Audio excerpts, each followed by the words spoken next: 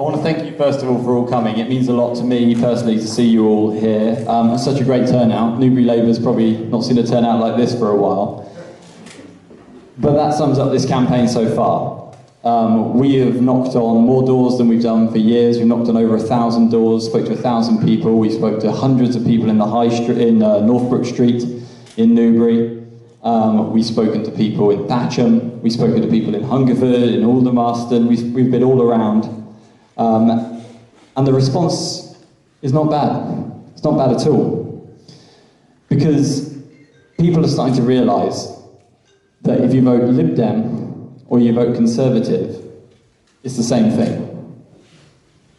This coalition has proved that, but worse still, if you look what's happening in London right now, Lynn Featherstone, a Lib Dem MP, minister, has been going around sending out letters that are written by the local Conservative Party chairman in that constituency saying, do not vote for me, for the Conservatives, do not vote for us.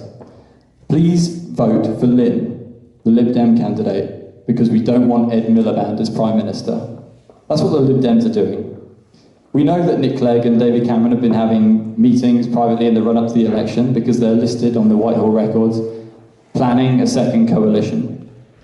So for all those people in Newbury who voted Lib Dem and gave us Lib Dem MPs for years, they're starting to realise, and if they don't realise, they need to realise, if you vote Judith Bunting or Richard Benyon, you get more Cameron and Clegg. That is the only way it's going to happen if you get a Lib Dem or a Tory. But there is a choice, and it hasn't been a choice for a while in Newbury, but now we're giving it to them.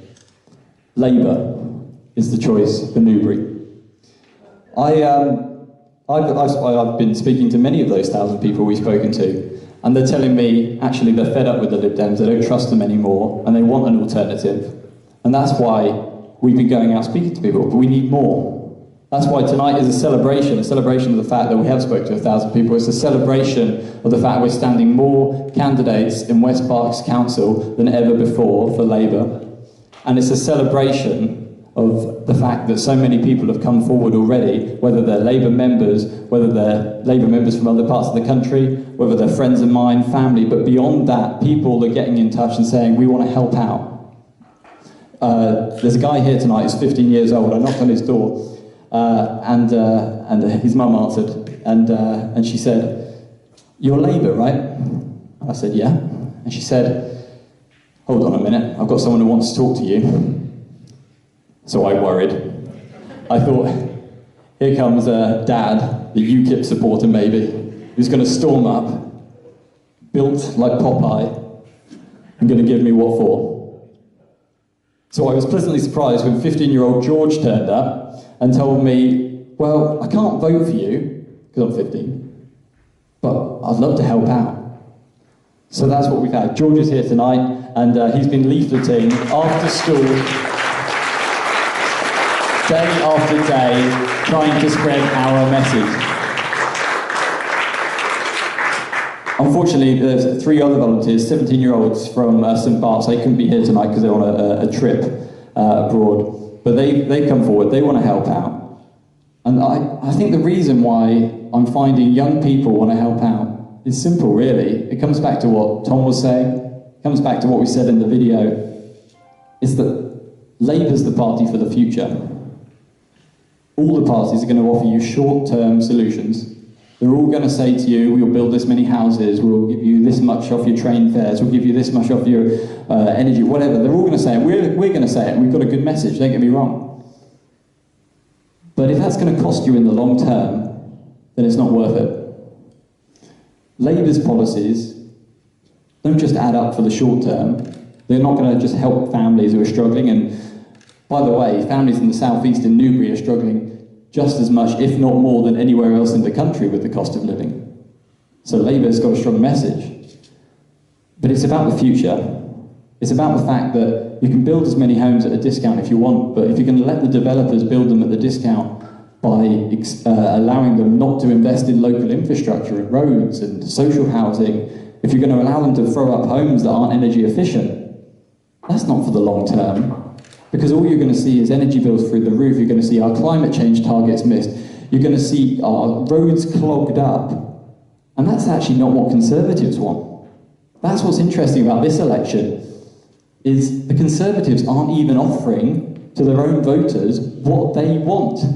When I spoke in Hungerford, and you can imagine the red flag doesn't fly too often there, I shocked people because I told them exactly what's in Richard Benyon's manifesto.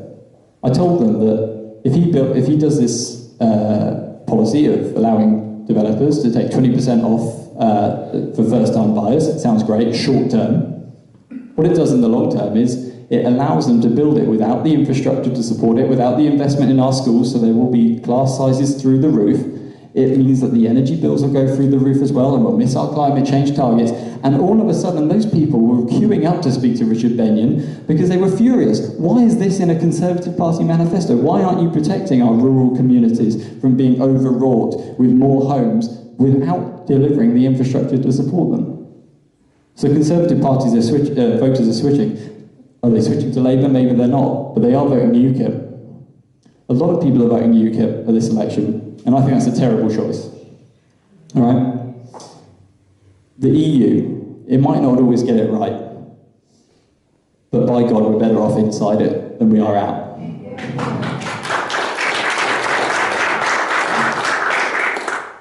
It's the biggest single market in the world. All of our businesses want to be in the EU. They want to be in the EU because of that access to the single market is important to them. But the EU goes beyond that. There's people in this room that will remember after World War II. This vision of a Europe united together, working together, trying to make life better for the people within it, the 500 million citizens now, people that had been repressed under communism, have come into our democratic European Union. That vision of a Europe that is fair and just, that is Winston Churchill's vision. That's the Conservative Party vision back when we were in the war times. Why isn't it a Conservative vision now? That's what I want to know. It's a Labour vision that there's fairness in our society, and it means something to me, more so perhaps than many other issues. The EU, for me, sums up what we're about. It's about saying that we don't walk by on the other side when we see people suffering. We don't walk by and say that Greece is struggling, so that's their problem. It's Spain's problem, it's Portugal's problem. It's all of our problems when these people are suffering. And that's the same whether it's here, whether it's the food banks here in Newbury. How do we have food banks in Newbury in this day and age? Scandalous. So that sums up why I'm standing for Parliament. Because I believe it's simple, that if you see someone struggling, if you see someone falling on hard times, then you help them. You don't make things worse. And if people have got it all, and are all set with millions of pounds, then they're probably not the priority to help. You don't necessarily want to hit them hard, but they're not the priority. And that's why I found it the biggest scandal of this Parliament has been that on the same day that this government cut tax by 5% for people that earn over £150,000, the top 1% of earners in this country, they also did another tax, the bedroom tax. What they did, they decided to do that whilst giving people a tax cut that were already millionaires, their priorities were also to cut housing benefit for people that are poor, that are disabled, that are vulnerable, single mothers. This is a scandal. And people in Newbury feel it. And one of the things I found on the doorstep is when you speak to people, the worst reaction I get isn't that I'm Lib Dem, I'm Tory, that I'm UKIP. It's pretty bad, but that's not the worst reaction. The worst reaction is when they say they're not going to vote at all. They don't care about politics because it doesn't all matter. Actually, it does matter. It matters now more than ever. But if you want to see why it matters, come out with me. I spoke to a woman in Clay Hill ward. She was agoraphobic and can barely leave the house. She has disability benefits, and that's what she lives on. Now, she was hit by the bedroom tax. So her rent has soared by thousands of pounds a year because she no longer gets housing benefit to support her. She said to me, the trouble is with politics, you're not going to get rid of the bedroom tax. I said, here we are. It took me about 15 minutes to persuade this woman that genuinely we are going to get rid of the bedroom tax if there's a Labour government.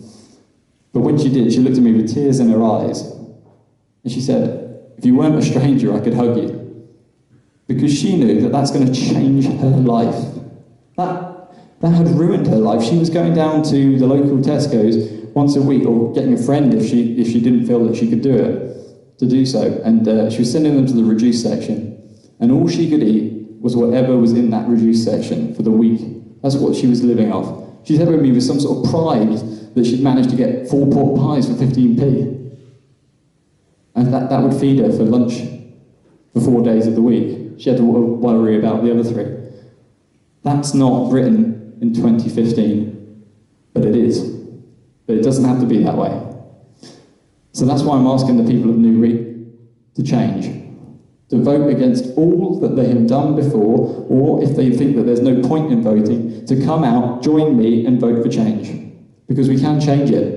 You've seen in the video, you've seen earlier tonight, that we can reduce energy bills, we'll save the NHS, which is in threat of being sold off and written off for generations, we'll reduce tuition fees, we've got a better plan for now and for 30 years' time, the only party that's setting that out. So I'm asking people to not only vote for me, but I'm asking you in the room tonight to come and join me as well. We've got 3 and a bit weeks to do this. We've spoken to 1,000 people. We need to speak to thousands more. And that means getting out in the streets. It means delivering the leaflets. It might mean, even if it just means knocking on your neighbours' doors, we need to speak to as many people as possible so that we can spread our Labour message. It's a good message, and I hope you'll join me in doing that. So thanks for coming tonight, and please join me in spreading the Labour message for Newbury. Thank you.